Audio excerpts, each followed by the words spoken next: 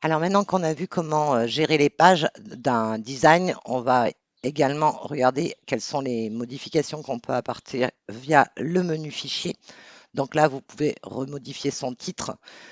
Contrairement à la version payante, il y a quelque chose qui est intéressant. On peut redimensionner, là ce que vous pouvez voir, le design en le dupliquant ou en le redimensionnant directement. Bon, globalement, le redimensionner, c'est sympa, mais ça écrase complètement la version au format que vous aviez initialement. Donc, je vous conseille, si vous disposez de la version payante, de dupliquer votre fichier avant et ensuite, une fois la duplication faite, de le redimensionner.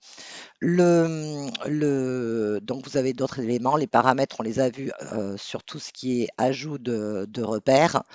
Le téléchargement, donc là, on le verra une fois qu'on utilisera l'onglet partagé que vous voyez ici. Historique des versions, très sympa aussi, mais dans la version payante. Et après, vous avez aussi la partie déplacée directement dans la corbeille.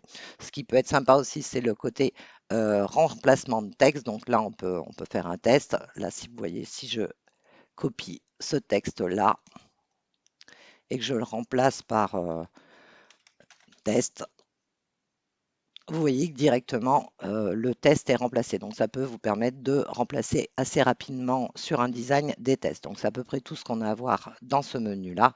Et là, on va rentrer plus en détail dans tous les éléments que vous pouvez utiliser pour créer vos designs d'images.